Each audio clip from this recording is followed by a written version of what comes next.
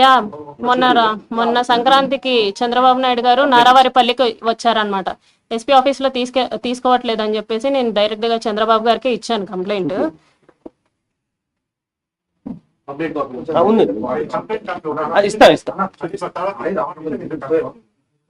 Just చూపించేస్తా ఇదివరకు చెప్పలేదు.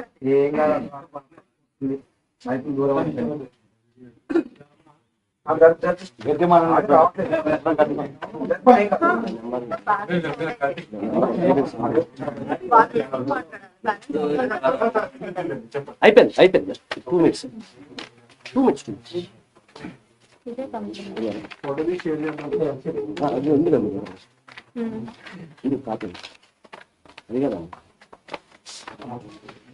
అంటే మీకు అంటే కంప్లైంట్ అయితే చూపించడానికి కంప్లైంట్ ఏమి ఇచ్చారు జస్ట్ చూపిస్తున్నానికి ఏమన్నారా గ్రీవెన్స్ నెంబర్ ఇచ్చారండి నాకు. నెంబర్ చెప్పండి ఎంత మీ దగ్గర గ్రీవెన్స్ నెంబర్ కూడా చెప్పండి.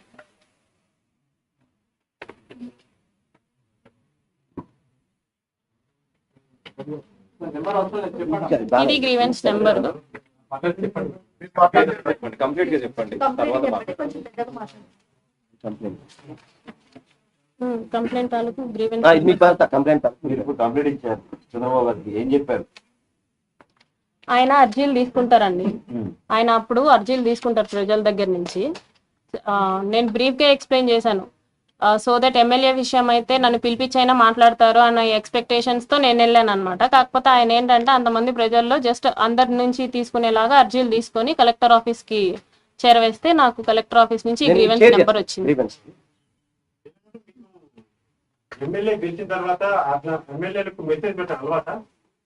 మా ఎమ్మెల్యే కాబట్టి నేను పెట్టానండి.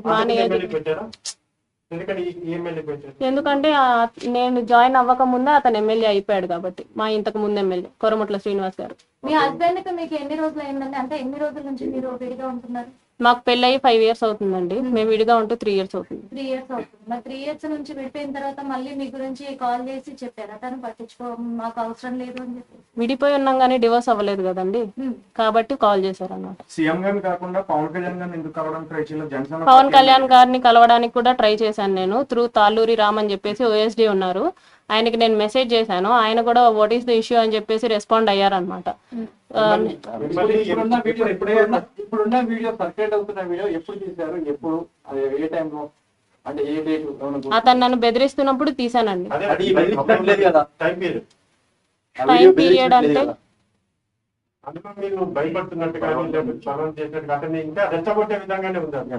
ఎలా ఉందండి? రెచ్చగొట్టే విధంగా ఇక్కడ వేరే వీడియోలు కూడా ఉన్నాయి సార్. అవి నేను రిలీజ్ చేసిన వీడియో అయితే ఎరేటెడ్ వీడియో, కాకపోతే బలవంతంగా చేసిన వీడియోస్ కూడా ఉన్నాయి. అవి కూడా బయటపడతాయి. అది కోర్టులో సబ్మిట్ చేస్తాం. ఫస్ట్ అతను మిమ్మల్ని బెదిరిస్తున్నప్పుడు ముందుగా వెళ్ళి పోలీసులకు కానీ లేకపోతే అలానే ఇప్పుడు ఎలాగైతే మీడియా ముందుకు వచ్చారో అప్పుడే మీడియా ముందుకు రావచ్చు కదా?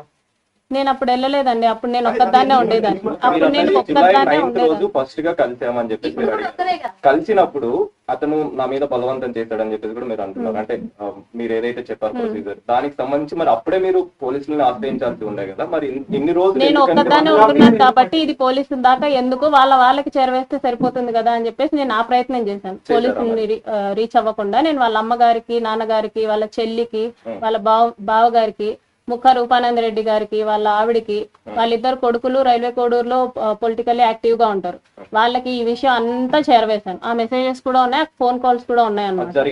యా, చేస్తూనే ఉన్నాను, కంటిన్యూస్ గా చేస్తూనే ఉన్నాను. ఇదండి మీ అబ్బాయిది, ఏదైనా చెప్పండి అని చెప్పేసి నేను వాళ్ళ ఇంటికి వెళ్ళడం జరిగింది, వాళ్ళని అప్రోచ్ అవ్వడం జరిగింది. కాల్స్ లో స్టార్టింగ్ లో వాళ్ళు నమ్మలేదు అనమాట.